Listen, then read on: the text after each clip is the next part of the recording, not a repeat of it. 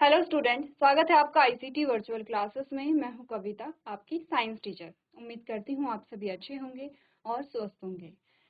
तो क्लास हम डिस्कस कर रहे थे अपना क्वेश्चन पेपर, और क्वेश्चन पेपर में हम देख रहे थे 2024 का क्वेश्चन पेपर। तो अभी तक इतने दिन हमें इस क्वेश्चन पेपर को सॉल्व करते हुए हो गए हैं।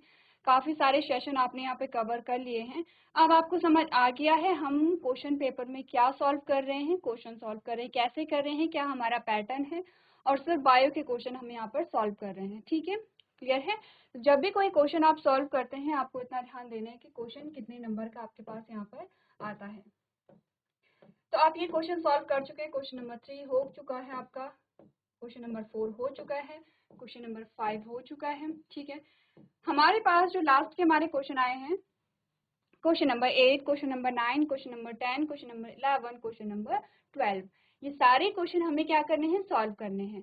तो क्वेश्चन नंबर 8 आपके लिए क्या था, होमवर्क में दिया गया था, जिसमें आपको सरसों के पौधे का चित्र बनाना था, जिसे हम अभी यहाँ पर क्या करेंगे, सॉल्व करेंगे। ठीक है, अब आपको ध्यान ये देना है, क्योंकि सरसों का पौधा सभी ने देखा है, तो मैं मान के चल रही हूँ आप सभी ने बनाया होगा डायग्राम, और जो डायग्राम है उसमें आपने सारे पार्ट्स को दिखाया होगा। ठीक है, क्वेश्चन नंबर 9 थोड़ा सा पहले हम यहाँ पर देख लेते, जिसमें कहा गया था सजीव वस्तुओं के लक्षणों की सूची बनाकर लिखिए, यानी list of common characteristics of living things. ठीक है, आपने बोला था कि जो जीवित वस्तु हैं, अब जीवित वस्तु क्या होते हैं, आपने कहा प्लांट्स होते हैं, एनिमल्स होते हैं, माइक्रो ऑर्गेनिज्म होते हैं, उनके आपको लक्षण बताने हैं। ठीक है, जीवित या सजीव दोनों एक ही यहाँ पे क्या होते हैं, एक ही चीज को बताते हैं। ठीक है, तो आपको यहाँ पर क्या थी, सजीव वस्तुओं के गुणों की सूची आपको यहाँ पर बनानी थी।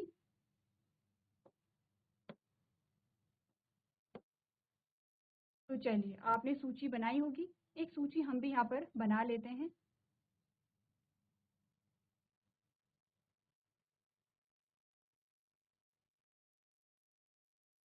सबसे पहले हमने कहा सजीवों के गुणों में हम क्या कहेंगे कि क्या होता है, सजीवों में पोषण होता है।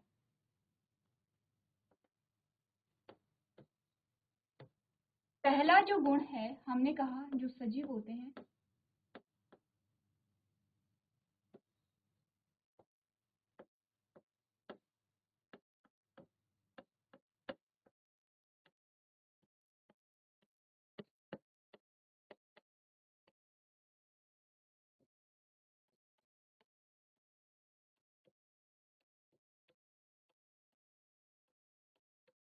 जो सजीव होते हैं उनमें पोषण की प्रक्रिया होती है। ठीक है, इसका अर्थ क्या समझे आप, इसका अर्थ ये है कि जो सजीव हैं वो क्या करते हैं, भोजन ग्रहण करते हैं।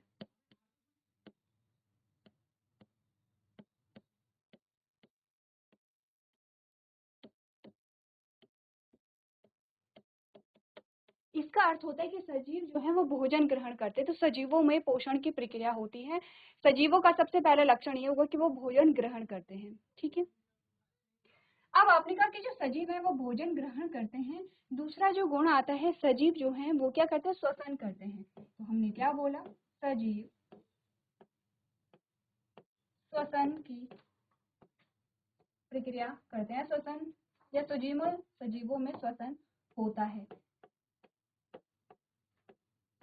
ठीक है, आपने कहा जो सजीव है वो सांस लेते हैं, सांस छोड़ते हैं, इस प्रकार की प्रक्रिया होती है। तो आप कहेंगे क्या प्लांट्स में भी ऐसा होता है, तो हमने कहा हाँ, प्लांट्स में भी श्वसन की प्रक्रिया होती है। अब श्वसन की प्रक्रिया का मतलब है ऑक्सीजन को लेना, कार्बन डाइऑक्साइड को बाहर निकालना, ये क्या होती है, श्वसन की प्रक्रिया होती है। ठीक है, तीसरा जो गुण है उसमें हमने क्या बोला, सबसे पहले तो हमें नंबरिंग थोड़ा सही करनी पड़ेगी, क्योंकि सबसे पहला हमारे पास होना चाहिए सजीव। सभी जो सजीव होते हैं वो कोशिका से बने होते हैं। सबसे पहला पॉइंट हमारा यही होना चाहिए, कोशिका से बने होते हैं। ठीक है, इसे आप बाद में भी लिख सकते थे, लेकिन हमने कहा कि क्या है, सबसे पहला पॉइंट तो यही आता है कि ये क्या बने होते हैं, आपने कहा कोशिका से मिलकर के बने होते हैं। फिर इनमें पोषण की प्रक्रिया होती है, इनमें श्वसन होता है, आपने कहा इनमें क्या होता है, प्रजनन की प्रक्रिया होती है। सजीवों में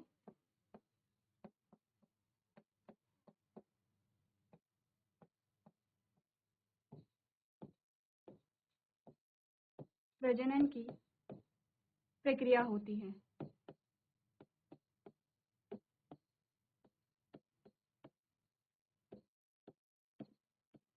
ठीक है, सजीवों में क्या होती है, प्रजनन की प्रक्रिया होती है। और क्या गुण होते हैं सजीवों के, अभी का बहुत सारे कैरेक्टर्स होते हैं सजीवों के, जैसे कि सजीवों में आपने कहा कि यहाँ पर सजीवों में गति पाई जाती है। अब प्लांट्स ऐसे होते हैं वो स्टेबल रहते हैं, लेकिन अगर हम जीवों की बात करें तो सजीवों में गति पाई जाती है।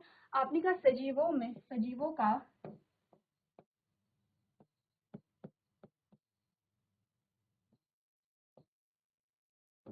में वृद्धि व विकास की प्रक्रिया होती है।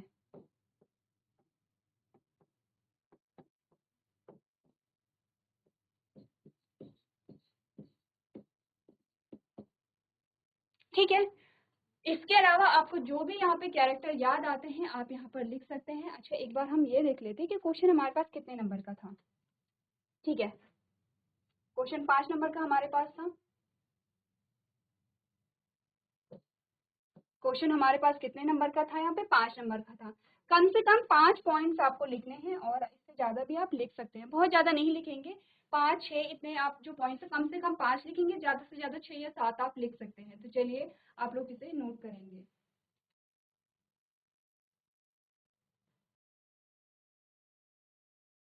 चलिए, तो अगला प्रश्न यहाँ पर देखें जो आपको होमवर्क में दिया गया था, जिसमें आपसे पूछा गया था यहाँ पर सरसों के पौधे का सुंदर नामांकित चित्र बनाइए। तो अब आपको पौधे का डायग्राम बनाना है और उसके सभी भागों को आपको क्या करना है, प्रदर्शित करना है।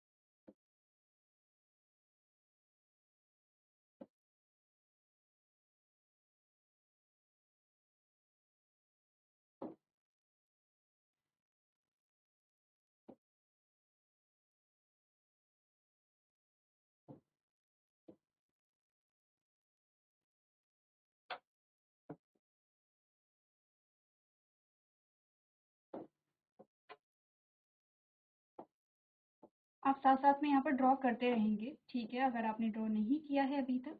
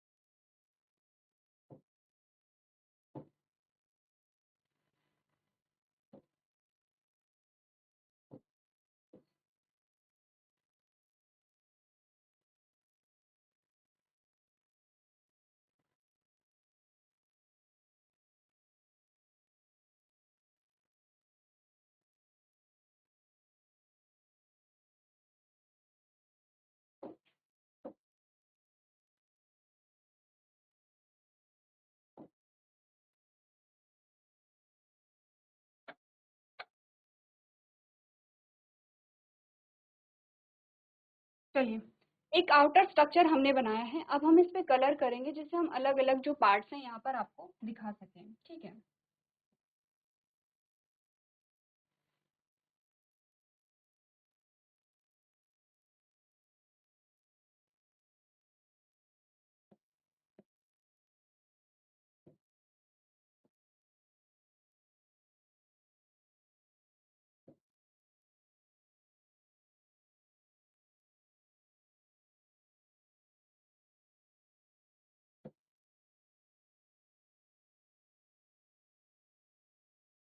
एक एक करके आपको कलर करना है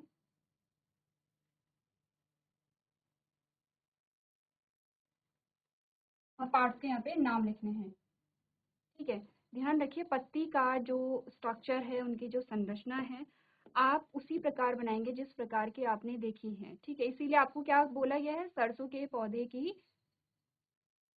के पौधे का नामांकित चित्र आपको इसीलिए बोला गया है जिससे कि आप क्या कर सकें, जो डायग्राम है यहाँ पर उसे अच्छे से बना सके, क्योंकि आप सभी ने क्या देखा है, सरसों के पौधे का चित्र देखा है।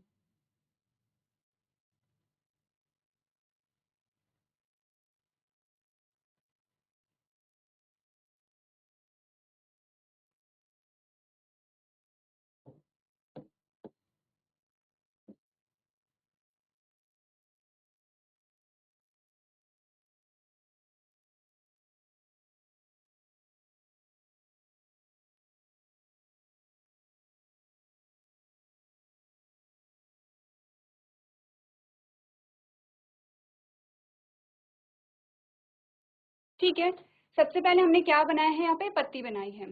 ठीक है, एक और लीफ हमारे पास आती है।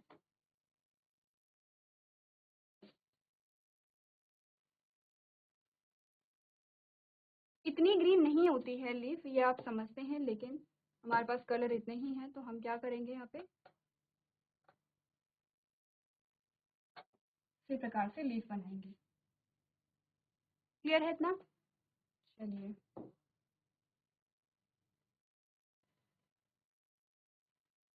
अब ये जो स्ट्रक्चर आपके पास आया है, ये वाला स्ट्रक्चर, अब आप ये सोचेंगे ये क्या है, ये भी पत्ती है, पर ये पत्ती नहीं है।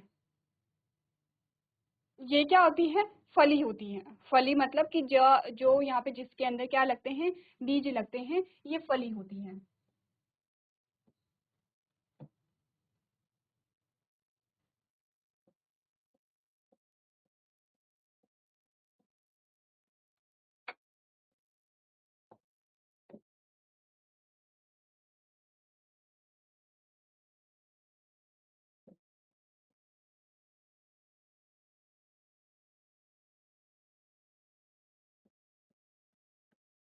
ये हमारे पास क्या आ गई है, फली आ गई है। अब आप ये समझते हैं कि ये हमारे पास क्या आता है, स्टेम आता है। ये वाला जो पोर्शन है आपका, ये वाला जो पोर्शन हमारा आता है, ये क्या होगा, स्टेम है।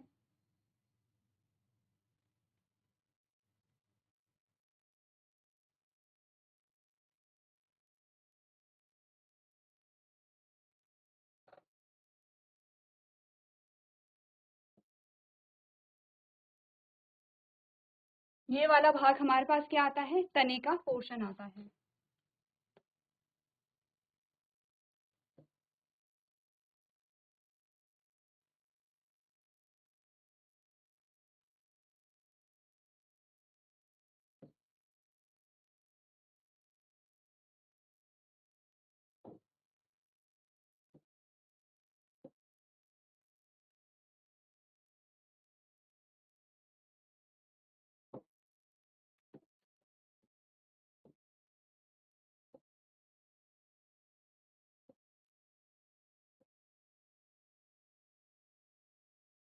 कैसे होते हैं यहाँ पर, जो सरसों का फूल होता है, उसके बीज, उसके जो फूल होते हैं वो कैसे होते हैं, यहाँ पे येलो कलर के होते हैं। ये जो फूल है यहाँ पर, ये वाला जो स्ट्रक्चर आता है, अभी हमारे पास अवेलेबल कलर नहीं है, इसलिए हम इसे पिंक में बना लेते हैं। यहाँ पर क्या जो फूल है अभी उसमें, चलिए येलो में ही बनाते हैं। अभी जो फूल है वो अभी उसमें पूरा पूरा खिला नहीं है फूल। ठीक है,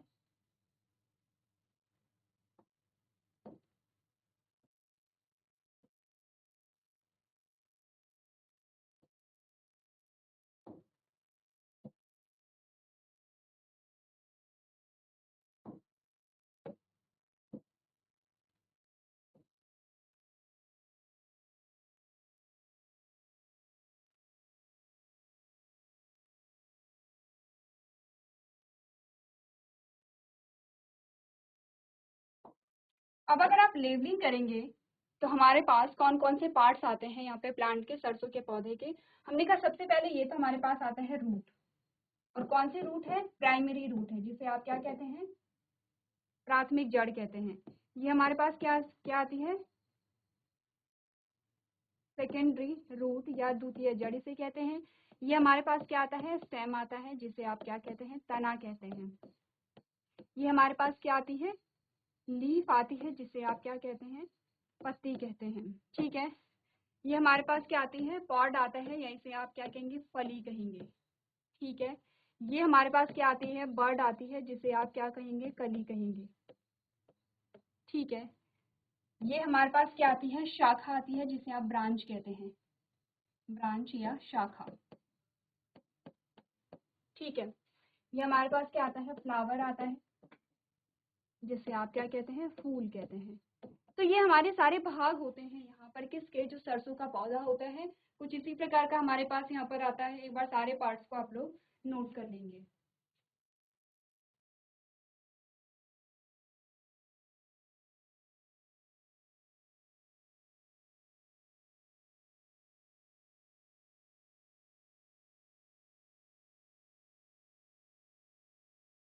क्लियर है इतना, क्लियर है, इसे हम प्राथमिक जड़ कहते हैं, और यहाँ क्या लिख लेंगे, द्वितीय जड़ या सेकेंडरी रूट लिख लेंगे। ठीक है, इतनी बात क्लियर है। यही हमारे पास पार्ट्स आते हैं किसके, यहाँ पर सरसों के पौधे के। आपको ये देखना है कि पत्ती की संरचना कैसे होती है, फूल किस कलर का यहाँ पे होता है।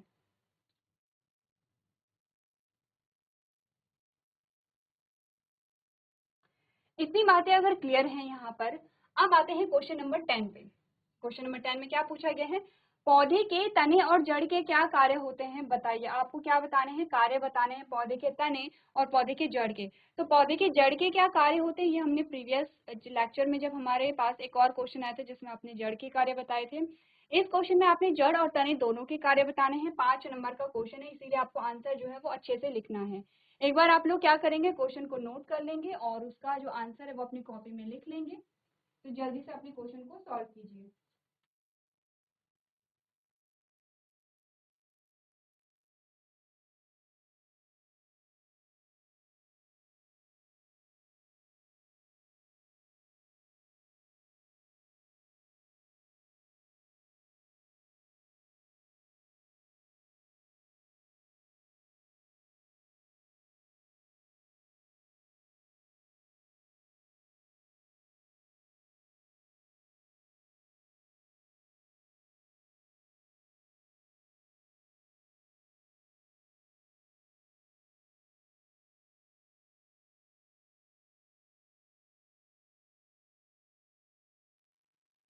चलिए, तो आपने यहाँ पर कर लिया होगा, यहाँ पे जो पौधे के जड़ के कार्य और तने के कार्य क्या क्या आपने किए हैं, ध्यान से देखें।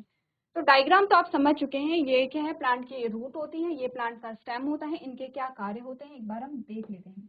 सबसे पहले हम देखेंगे functions of roots. Function of root यानी कि जड़ के कार्य।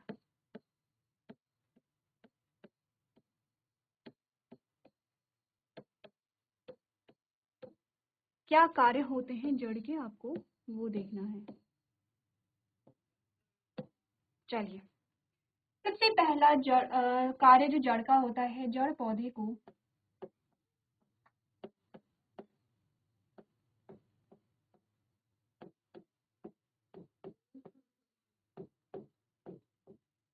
स्थिर रखने में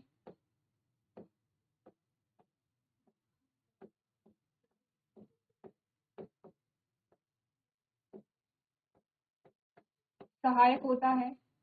यानी कि प्लांट स्टेबल अगर है तो यहाँ पर किसकी वजह से है, जड़ की वजह से है। ठीक है, सेकंड,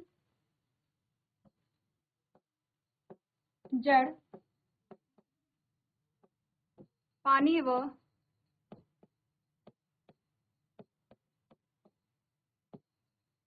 खनिजों का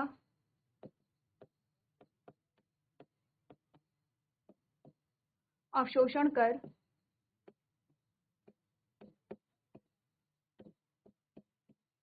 पौधे को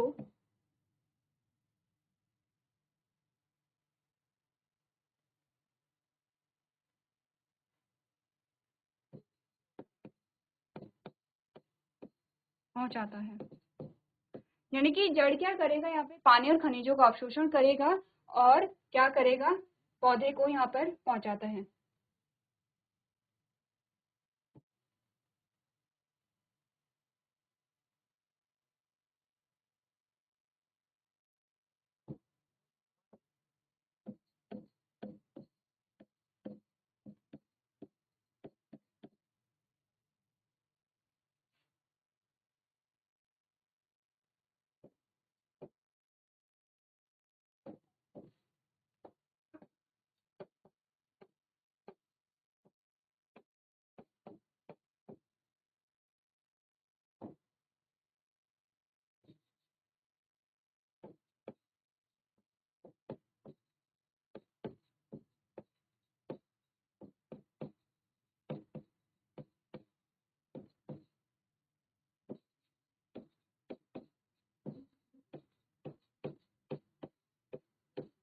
क्या हमने पढ़ा है, हमने कहा जड़ क्या करता है, पानी व खनिजों का अवशोषण करता है तथा जाइलम के द्वारा पौधे को जल व खनिज प्रदान करता है। तीसरा जो कार्य जड़ का होता है, आपने कहा रूपांतरित जड़ें।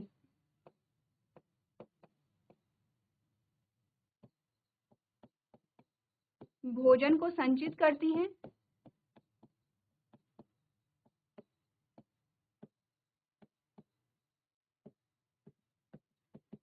जिन्हें हम भोजन के रूप में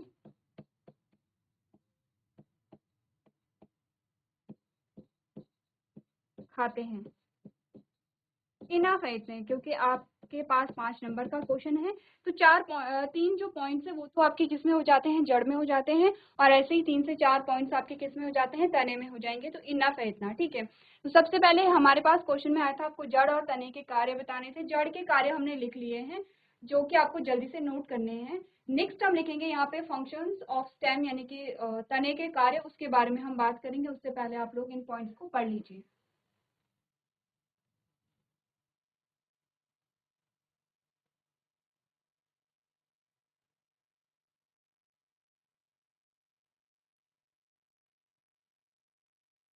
चलिए, तो नेक्स्ट लिखिए हम स्टेम के फंक्शन।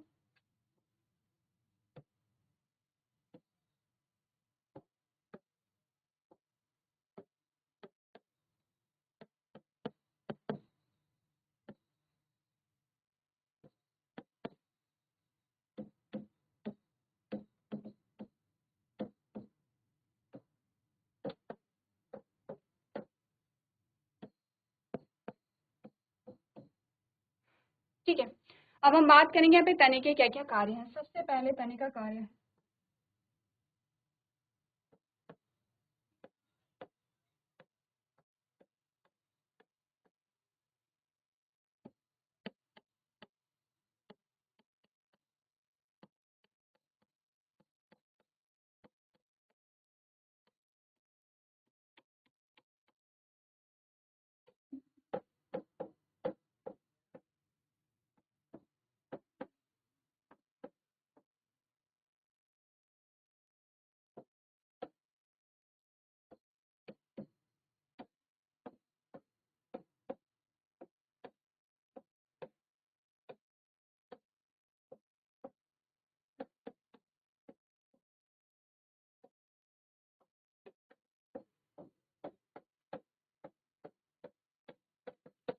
आपने कहा तने से जो पौधे के विभिन्न भाग जुड़े होते हैं, जैसे शाखा जो ब्रांच निकलती है, जैसे लीफ है जो पत्ती है, जैसे कली जो बर्ड है, फूल फल आदि सभी किससे जुड़े होते हैं, आपने कहा तने से जुड़े होते हैं। ऐसा होता है, जुड़े होते हैं, तो ये भी तो उसका कार्य। अगर तना नहीं रहेगा तो बताइए पत्ती कहाँ जुड़ेगी, बताइए फूल कहाँ लगेगा, ब्रांच कहाँ से निकलेगी।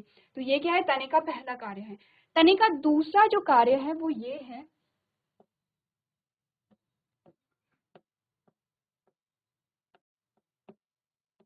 तने के द्वारा जाइलम जल व खनिज का तथा फ्लोएम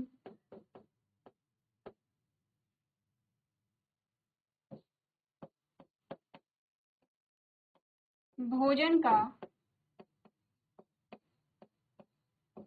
वितरण करते हैं। आपने कहा कि तने के द्वारा ही जाइलम और जो फ्लोएम है वो क्या करेगा, जल का, खनिजों का और भोजन का वितरण करेगा। कैसे? क्योंकि आपने पहले भी बात की है यहाँ पर,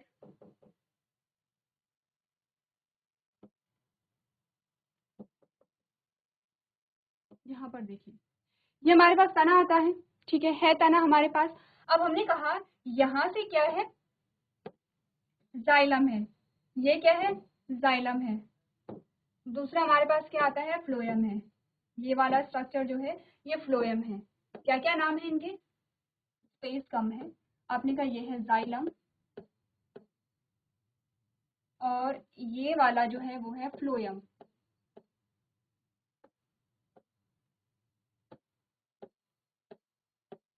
फ्लोएम, ठीक है, क्या है, फ्लोएम है। आपने कहा तने के द्वारा ये क्या करते हैं, जल और भोज्य पदार्थ को अलग अलग भागों में पहुंचाते हैं, क्योंकि जाइलम और फ्लोएम आपके तने में पाए जा रहे हैं, ठीक है। जड़ से होकर के कहाँ जाते हैं, ये तने में जा रहे हैं। तो तना क्या कर रहा है यहाँ पे, ट्रांसपोर्टेशन में, परिवहन में भी क्या कर रहा है, यहाँ पे मदद कर रहा है, ठीक है। क्लियर है इतनी बात?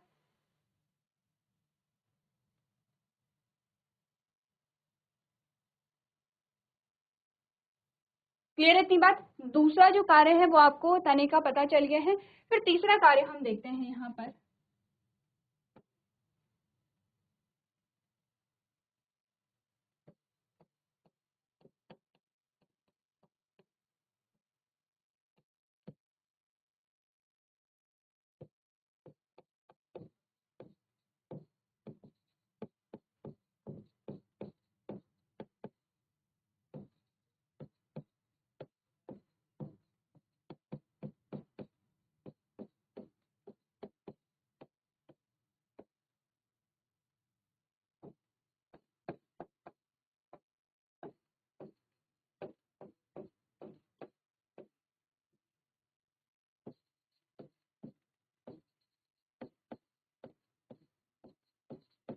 सेम जैसे जड़ का कार्य था वैसे भी हमने कहा कि जो तने हैं वो क्या करते हैं, भोजन का संग्रह करते हैं।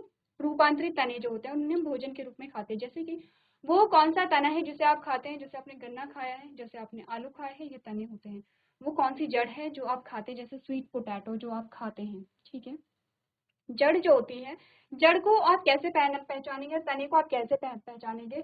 जो जड़ होती है इस प्रकार से, तो जड़ में छोटे छोटे हेलाइक स्ट्रक्चर जब निकलेंगे, ये हमारे पास क्या होगी, जड़ होगी। अगर आप तने की बात करेंगे तो तने में क्या पाए जाएंगे, नोड पाए जाएंगे इस प्रकार से। जैसे कि आपने किस में देखा है, आलू में आपने बर्ड देखी है, उसमें कली देखी है, अदरक में आपने इस प्रकार से नोड देखी है। तो आपने कहा यहाँ पर क्या होता है, हम इस प्रकार से पहचानते हैं। एक और अगर हम काम देखें तने का, तो आपने कहा तने को आप लकड़ी के रूप में भी प्रयोग में लाते हैं, ठीक है। तो ये हमारे पास किसके कार्य आते हैं, रूट के फंक्शंस आते हैं, स्टेम के फंक्शंस आते हैं, ठीक है। हो गया है क्वेश्चन क्लियर? अब हमारे पास जो क्वेश्चन रह जाते हैं वह क्वेश्चन 11 एंड 12, जिसे हम नेक्स्ट लेक्चर में यहाँ पर क्या करेंगे, सॉल्व करेंगे, ठीक है।